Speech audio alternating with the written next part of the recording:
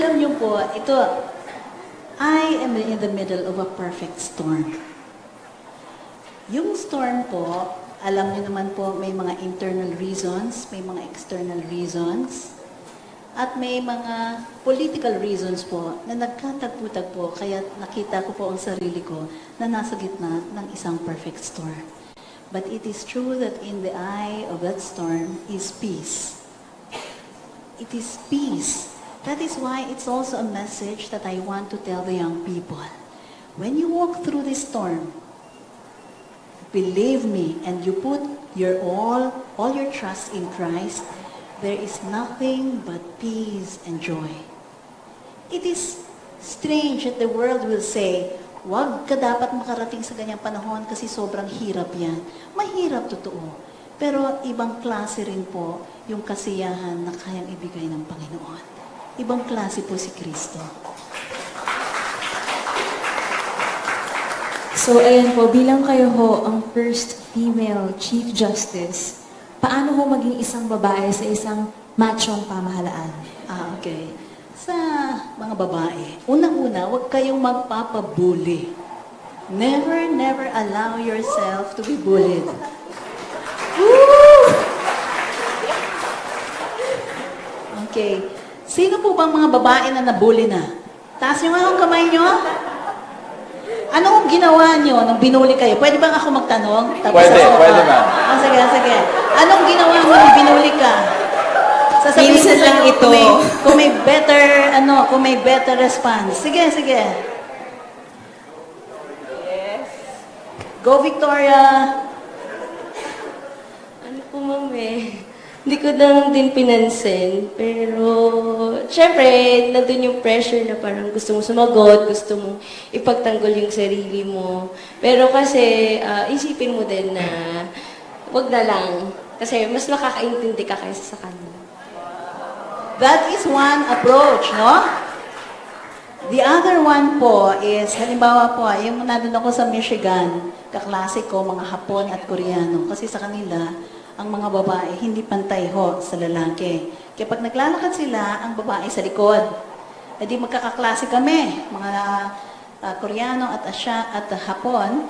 Tuwing maglalakad ho kami, kahit malamig noon, snow, mas maliit ho ako sa kanila, sisiguraduhin kong kami pantay-pantay. So, ang bilis ko maglakad. Pagod na pagod ako, hindi ako papayag na nasa likod ako. Tapos, pag nagbibiro sila, nakikiganyan ako. Kasi, kailangan kong pakita sa kanila na sa atin, sa bayan natin, ang mga babae, pantay lang sa lalaki. So, nung nagre-recitation ako, bigla na lang sasabihin na, nakita ko yung mga Amerikano noon, panahon ko, no? Ewan ko kung ngayon bago na. Pag lalaki, ang yayabang magtanong. Yes, sabi ko, bobo to ah. so, masama po. Hindi talaga ho. Sorry, Lord. Sorry, Lord. Pero, mababaw. Pero po yung mga matatalinong mga babae, nakikita ko, may, gano'n. Sabi ko, hindi ko papayagan ito. Kaya ang ginawa ko, nung ako'y nagtanong, taas ako. You Americans, how can you talk about liberalization of trade when you're the largest consumer of toilet paper in the world? How can you say that the environment can be protected by international trade when you look at the forests? So, in other words, I was challenging the status quo. Not because I wanted to be obnoxious, but it was important that they respect Asians first, and then women at that. So, find a way to make your message felt by these people. Sometimes you have to confront them. Hayaan mo na, palampasin mo. 1, 2, 3. Pag third, yan, gano'n. Diretso na minsan ho, kailangan yung message nyo. At pag nakikita nilang hindi kayo natatakot ni konti, yun. Mararamdaman nila yun, ay, itong taang to hindi pwedeng pitik-pitikin. No? So, for all women, don't allow yourself to be bullied. And second, you should not be ashamed that you are a woman and you are feminine. You know, I went to this International Bar Association conference in Vienna. How many thousands of delegates were there? And in the legal field, a professional wears black or navy blue suits. So it was a sea of black and navy blue, very dark. And here I was in the front stage. I was one of the keynote speakers, and I was wearing pink.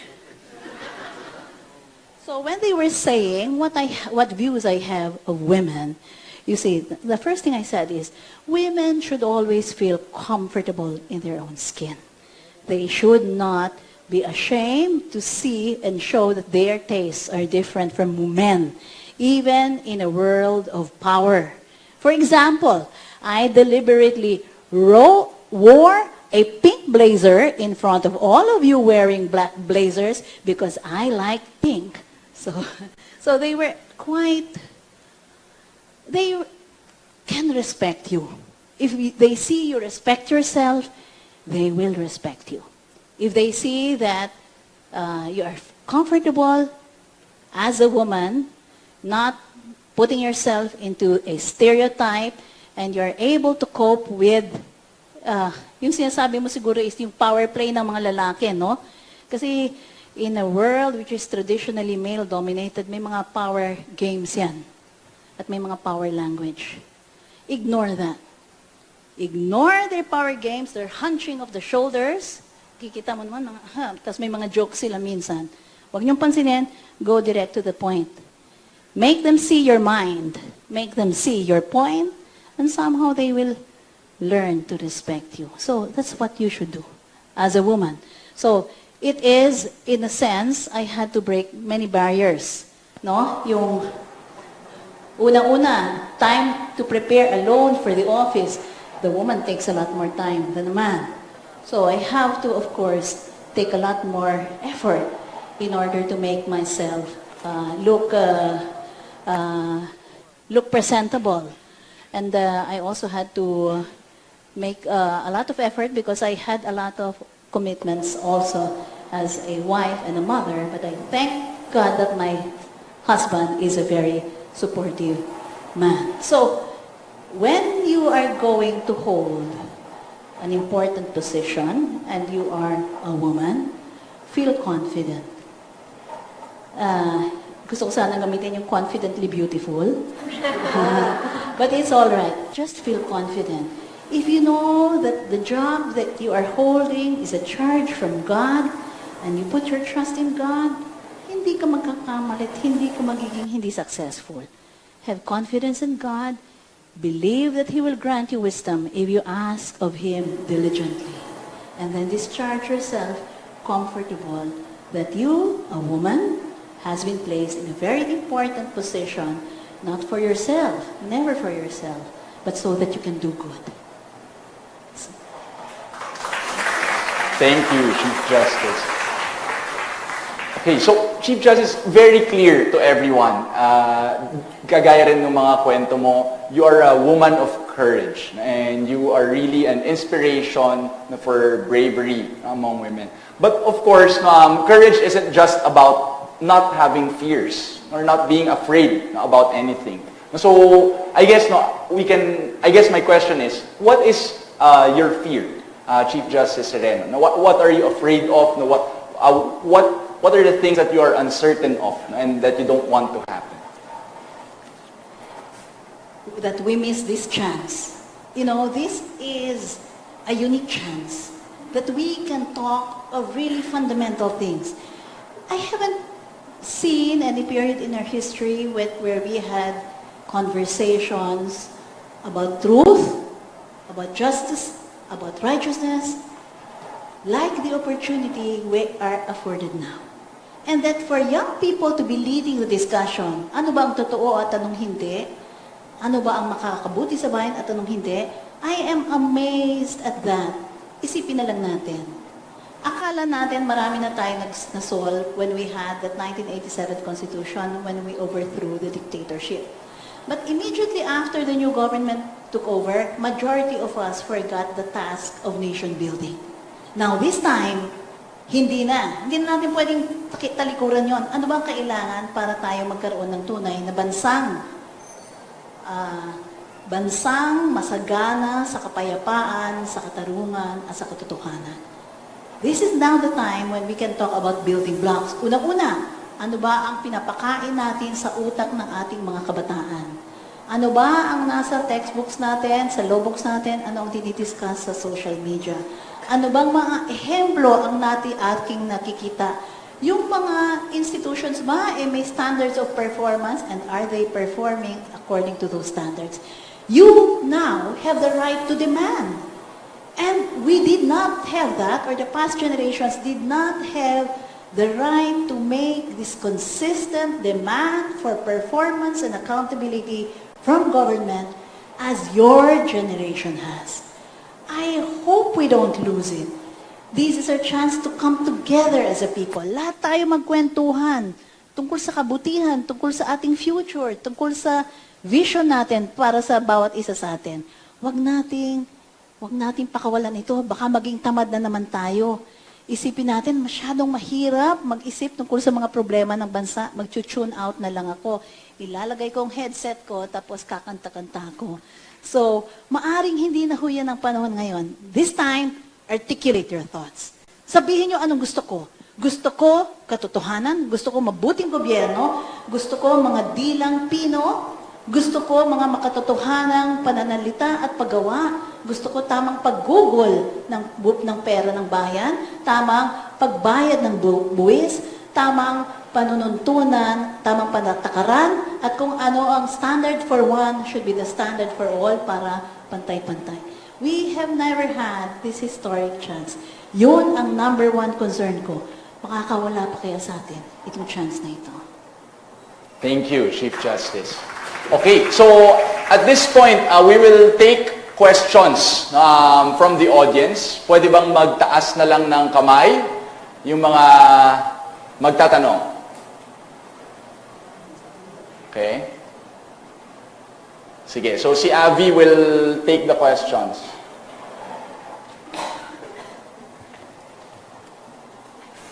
Good afternoon, Justice. My name is Socorro Reyes, and I'm from Every Woman, and that's the hat I wear right now. I'm not a millennial, but I have a question for you. Actually, not a question, maybe a complaint from my millennial granddaughter. But first, I'd like to say that listening to you, it's so soothing and calming, and it's so much in contrast with what we've been hearing all the time, which is all of curses and all of, insults. So really, it's so gratifying to hear you. And second, I also like to tell you that I've been following all these arguments in the impeachment case against you. And I find you as a woman with a strategic vision. I always believe that in a structure like the ARCAO, the Judicial Decentralization Office, and all this, what else? The TROs. To me, structure follows strategy. It doesn't matter what you call it, ARCAO or the, JDO, as long as the vision is is judicial reform, to facilitate the process so that people will have justice. Okay, now I'm speaking for my millennial granddaughter. My granddaughter is now 18. 18. She lost, or her grandfather and her grandfather's driver were abducted when she was barely a year old. She's now 18. She's now first year in the university in the U.S., taking digital forensics. Her grandfather's case has not moved a bit. I'm referring to the case of Bobby Dacer, who is my granddaughter's grandfather. So I really welcome, the moves that you're taking. And I really think that, this is destiny, Justice Sereno. In fact, I was telling my seatmate, siguro Justice Sereno is in the wrong job. She should be a pastor. Because the way she was, was really inspiring, and she was really, telling us. So no, I'm bringing up this because it is a case of where justice has so been delayed. And in fact, I don't know where it is now. And I don't think people are in jail. that your judicial reform, which by the way had been there for so many years, I grew up with that judicial reform, being funded by so many donors. So I really welcome that. So it's really more, congratulations to you. I don't feel sorry at all that this is happening to you because you've become an inspiration.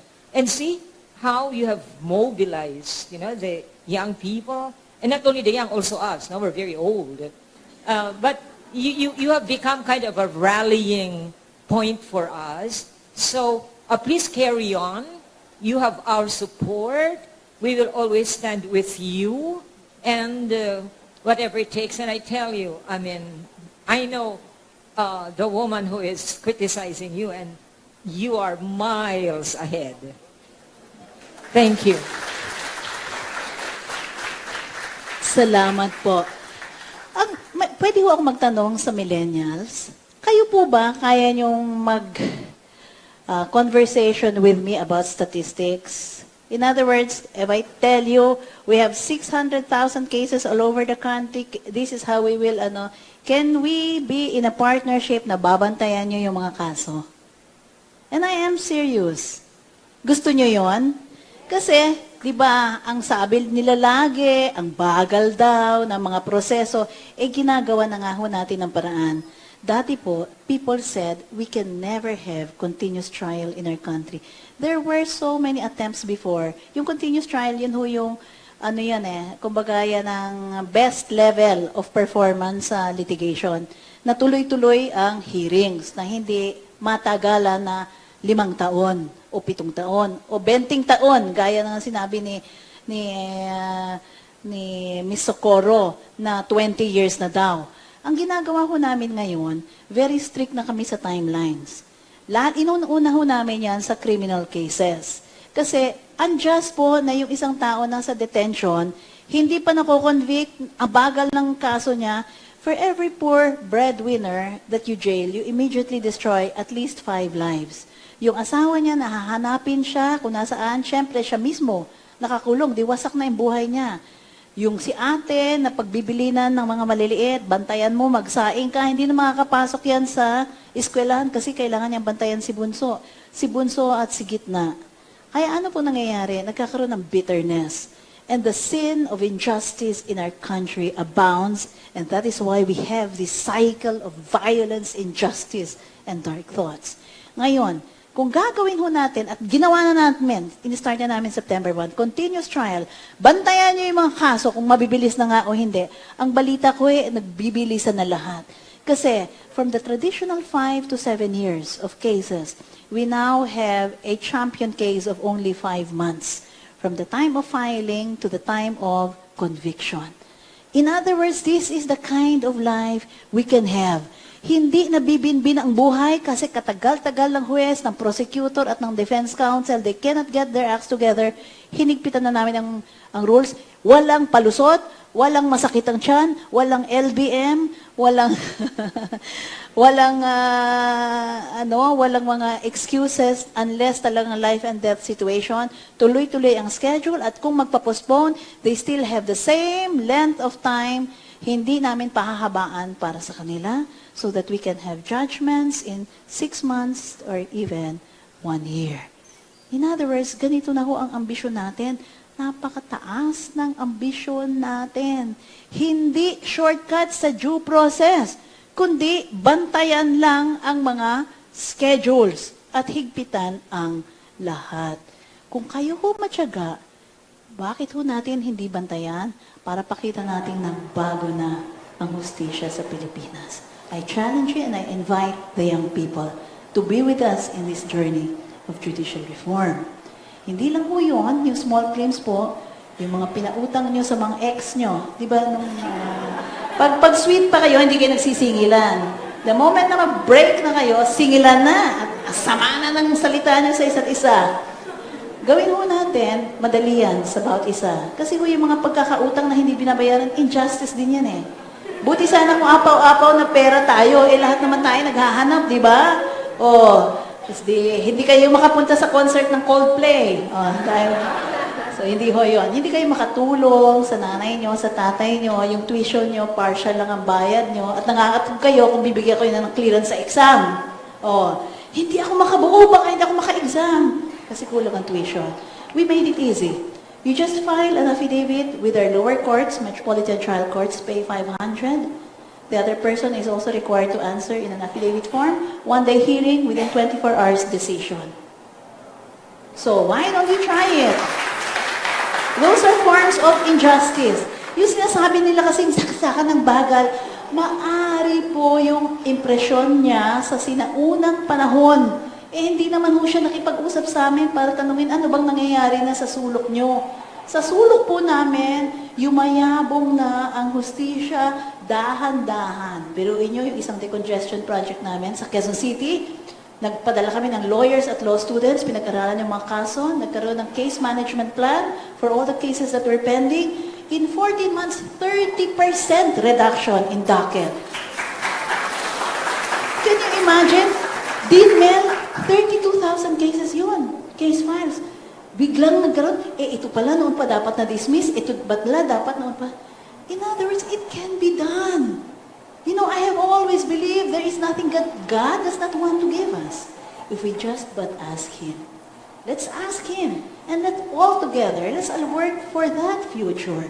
So if the young people, yung mga nasa law school, yung mga gusto mag-law, mag-volunteer ho kayo, magtumulong kayo sa monitoring ng mga reforms nationwide because we have 2,000 courts nationwide in 750 locations. So we need the network of young people and NGOs to help us.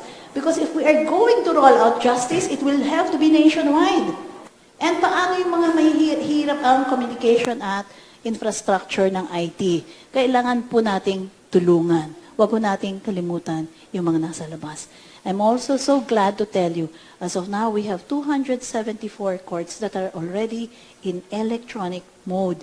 Ibig sabihin, naka-install na sa kanila ang software for them to do case management. In the future, hopefully in 5 years' time, we will already have filing via internet and online monitoring of cases. In other words, hindi na po dahil yung kaso nyo, madadagdagan yung galit nyo sa traffic. Hindi na ho kami yon magpapahirap sa inyo because we will try to make use of information technology as much as we can to bring justice to our people. So what I'm going to say po, yung sinasabi po ni Ms. Socorro, Ma'am, aasikasuhin ho natin lahat yan. Lahat po, hindi natin, we will not leave any stone unturned. Ang first phase lang po ng aming continuous trial, criminal cases, pag mukhang magsasucceed ho kami, and by March, we will already be able to say whether on a nationwide basis, gumanda na talaga ang takbo ng mga kaso, then we will go to civil cases as well. So, yun ho ang future natin. And that is what we have envisioned for our country. So, if you're going to partner with us, you are very, very welcome, and I'm so glad to make everything as transparent to you as possible. Thank you. Thank you, Chief Justice. Okay, at this point, sasabihin ko lang pala sa audience, no, meron tayong commitment wall sa labas. And dahil nga hinahamon tayo ni Chief Justice na makilahok no, at sa mga issues no, ng ating lipunan, pwede tayong magsulat sa mga post-it. I think they're distributing post-its right now. If I'm not wrong. And you can post them outside doon sa Lady Justice na tarpaulin. Just outside. Okay, so at this point, we will now take questions na na-phone in no, or na-send na. Okay? So, okay, I think you can start, Clara. Okay, so Chief Justice, what is your opinion on federal government and how do you think this will affect our judiciary? Okay, yung tungkol sa federal government, likely kasi na umakyat sa amin eh. Dahil sa likely na umakyat sa amin, hindi ako makakapagsabi ng yes or no. But I can already give you an idea of some of the questions that are quite important. First, we will have to eventually ask the question of revenue sharing and resource generation sharing and distribution. Kasi fundamental po yan eh. Sa structure ng bawat isang constitution, paano po paghati-hatiin ang yaman, ang kaban ng bayan, at paano ililikumin at paghahatian? Yun po ang unang tanungin. At pangalawa po, kahit naman po federal, kung maganda naman po ang pagrespeto sa mga hudikatura, sa ngayon ng hudikatura, pwede naman po. Kaya lang po, ang itatanong po natin is yung extent ng powers ng regional or federal subunits to enact laws and whether the Supreme Court or the judiciary will have to look at that in accordance with what. Yun. So yung mga standards for review ng judiciary po, medyo technical pong issue yan, pati yung revenue issues. Yun po ang some of the critical issues. There will still be many important questions, but I think two of those will be the ones I cited. Okay, Chief Justice, meron namang isang question dito. Do you think the current circumstances should be an impetus for the Chief Justice to be more more public, no, mas close sa tao, no, hindi kagaya nga as you mentioned kanina or na dati, no, ay tago, no, secluded from the people. Nung una ho ako na-appoint, sinabi ko ang policy is dignified silence in keeping with yung classical view ng Chief Justice. Kasi sa ibang bansa, ganun po ang Chief Justice. Pero ho, it has come to the point where I had decided and I concluded that my primary role now is to defend the independence of the judiciary. And since an impeachment process is a public /political/legal process, then the public must be engaged. So, and I have actually been very bothered for a number of years now about the fact that people do not know what the judiciary's role is. Hindi ho kami nakakapagturo talaga kung ano ho ang konstitusyon, kung ang hudikatura ba ay balakid o hindi sa progreso, at kung ano ho ang ibig sabihin ng due process at bakit ho importante ang Bill of Rights. Nung na-realize ko, and that was early part of last year, na kailangan na kaming, it was time already for us to go and push for an information and education campaign. Nagplaplano na ho kami talaga ng ganyan. In fact, before the impeachment came, I was in a mall in Cebu telling people about the judicial reform projects. So, my takeaway, my lesson is, actually, my message is, the people owns the judiciary. If the people owns the judiciary must make an account to the people.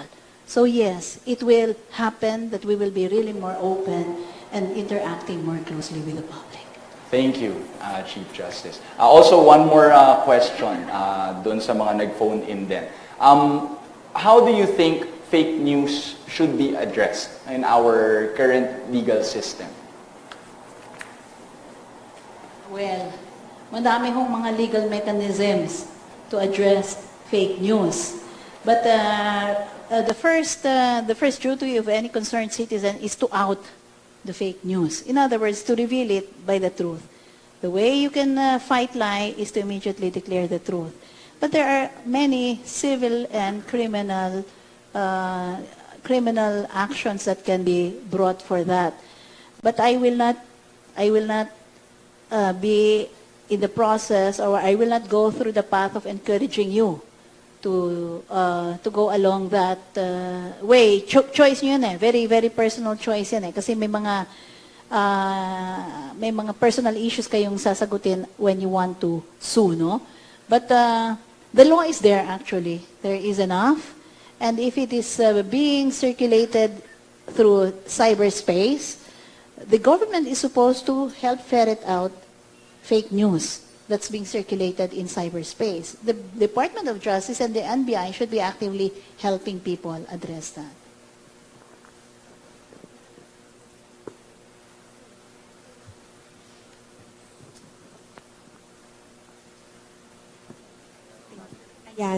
Ayan. Thank you. Thank you po, Kuya. Ayan, so siguro po to wrap up our kamustahan, ganyan, chikahan.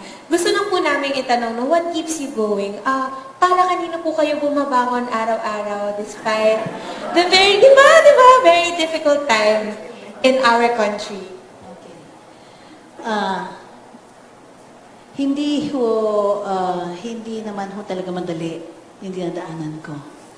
And siguro ho talaga kung hindi ako hinanda ng Diyos. Kasi ang bullying po at mahirap na decision making, I've been going through it for many, many years. In other words, hindi naman ho bigla kayong malalagay sa isang crisis situation and suddenly you will find kayang-kaya nyo pala. In other words, character is formed through the years. And that's why it is important for every young person to make the right decision every day. Make it a habit. Sasama ba ako o hindi? Bibilhin ko ba ito o hindi? Aawayin ko ba siya o hindi? Those decisions you must make in integrity every day. Isa kong bagay na laging pinangahawakan ko is I am accountable to God ultimately. Yung sinasabi nila na yung power tripping dahil naluklok ka, na-appoint ka, napakababaw ho yan. Napakababaw ng mga taong hayok na hayok sa kapangyarihan. Kasi anong hinahabol nila? Sandali lang naman ang buhay sa mundo. You live for 70 years, 80 years. Pag 18, napakahina mo na niyan. Medyo tipong gusto mo nang umabante ka agad eh. So, bakit po gagawa ng mga karumaldumal for a very, very temporary and transient satisfaction? Allow me to tell with you that I have been with very, very famous people. Some of them you know, some of them you admire so much. When they were near death.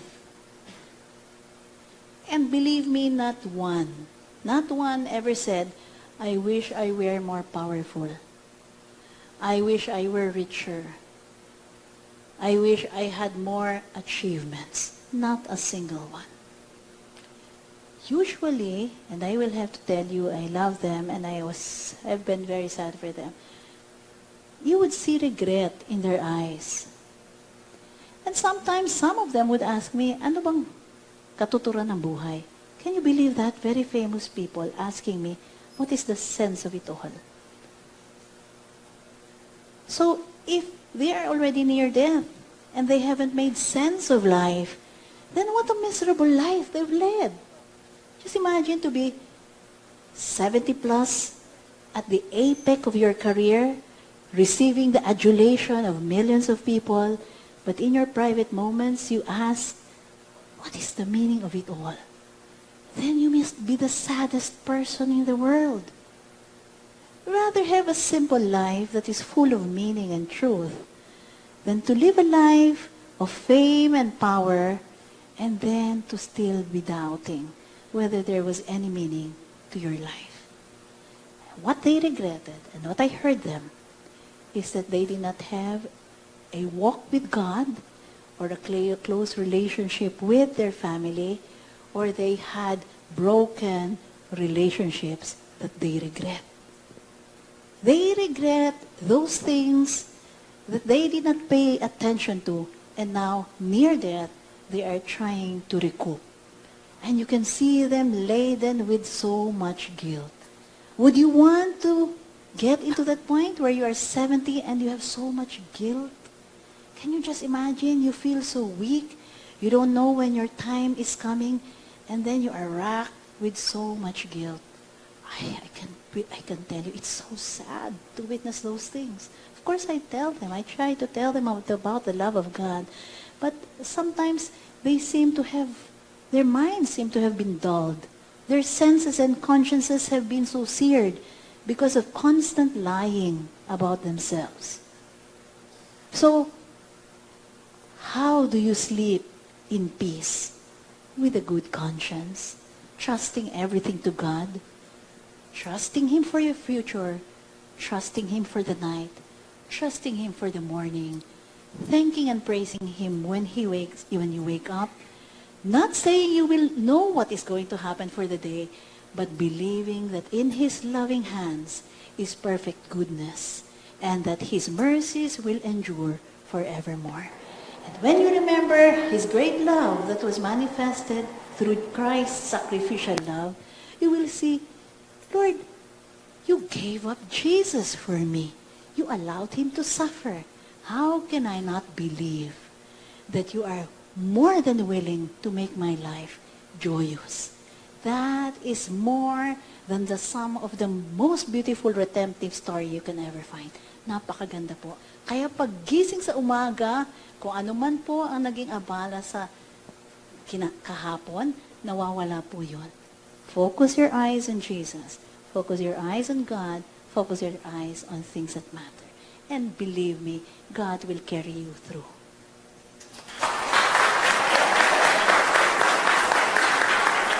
Chief Justice, one more question. Last na siguro to, no, from the audience na phone in.